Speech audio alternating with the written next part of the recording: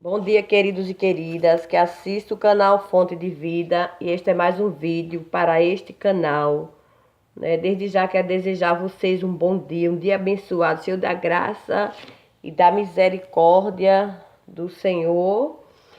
E vamos dando continuidade, gente, ao nosso estudo. Quando já tivemos 3 estudos sobre os tempos primórdios, já tivemos como surgiu a igreja. Essa aula ela está em 2 vídeos.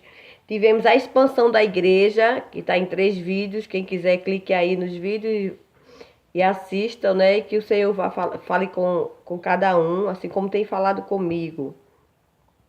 E a igreja perseguida já demos o primeiro vídeo. E vamos estar dando o segundo. Eu não sei se a gente vai terminar hoje, mas se não terminar hoje, a gente termina amanhã, né? E o Senhor, ele é aquele que nos ajuda, é aquele que faz acontecer. É isso, mas estamos aqui para fazer a vontade do Senhor. E o que importa na nossa vida é que a vontade do Senhor, ela venha a ser feita nas nossas vidas. E paramos aqui, gente, ontem no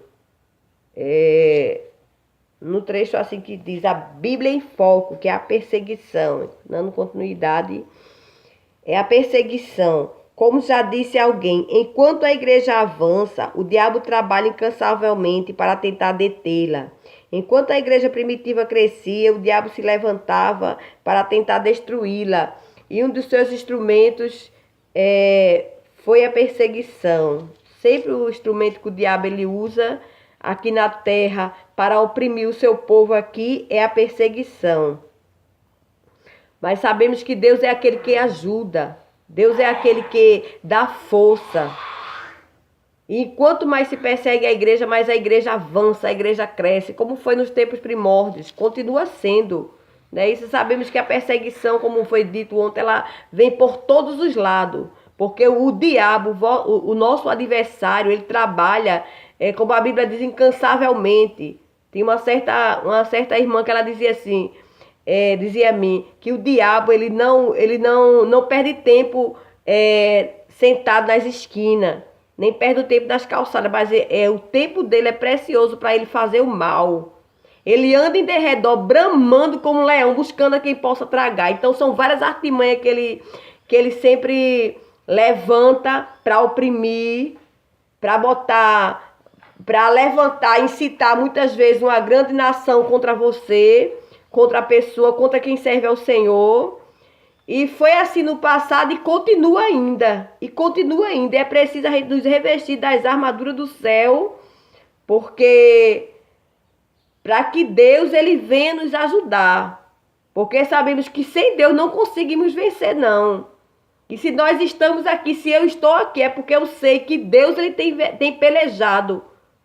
Porque se ele não pelejasse pela sua igreja, nós não estaríamos aqui. Eu não estaria evangelizando, pregando a palavra de Deus.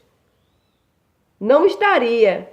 Mas graças a Deus, porque temos um Deus que ele é vivo. E ele sabe como nos dar vitória, como vencer, como fazer segundo a vontade dele o que lhe apraz. O homem muitas vezes pensa que faz, mas eu sempre digo que quem é varão de guerra é Deus. Deus é varão de guerra. Quando ele entra na guerra é para vencer a peleja, por mim e por você. E o importante da nossa vida é que o nome dele venha a ser glorificado e venha a ser exaltado. Se levante, quem se levantar, a Bíblia diz que ainda que se levante contra ti, o espírito do governador não deixe seu lugar. Esse lugar muitas vezes não é posição eclesiástica, não. Mas esse lugar é a posição de crente, a posição de salvo em Cristo, a posição de temente a Deus, de não falar por causa do nome de Jesus, de não ofender por causa do nome de Jesus, de se calar e esperar Deus trabalhar, porque graças a Deus, irmãos, para a honra e a glória do nome do Senhor, Deus ele tem me dado experiência sobre isso, sobre o calar e ver Deus agir. E que Deus nos ajude, que Deus nos abençoe. Vamos dando continuidade. A perseguição. Como já disse alguém, enquanto a igreja avança, o diabo trabalha incansavelmente para tentar detê-la. Enquanto a igreja primitiva crescia, o diabo se levantava para tentar destruí-la. E um de seus instrumentos foi a perseguição. O grande período de perseguição pelo qual passou a igreja durante o Império Romano começou oficialmente no governo de Nero. Vamos saber quem foi Nero agora. Eu fiz um levantamento assim, só por cima assim, para a gente entender quem foi Nero. Nero foi filho de uma mulher chamada Agripina. O seu pai morreu com 4 anos e ele tornou-se imperador aos 16 anos. E o governo durou por volta de 14 anos a 15 anos. O reinado dele começou no dia 13 de outubro de 1954 e deu fim no dia 9 de junho de 1968, com a morte dele, ou seja, ele se suicidou-se. E vamos dando continuidade. Boa parte da cidade de Roma foi destruída por um incêndio. Até hoje há uma polêmica quanto à autoria do incêndio. A versão mais aceita é que foi Nero, em sua loucura, quem mandou atear fogo à cidade. Pelo menos isso foi o que pensou a opinião pública na época dele. Que fez então Nero? Para que não fosse responsabilizado pelo crime, pois a culpa dos cristãos, que naquele período já era um número expressivo na cidade, cuja maioria dos moradores sentia-se incomodado pela expansão da mensagem do Evangelho.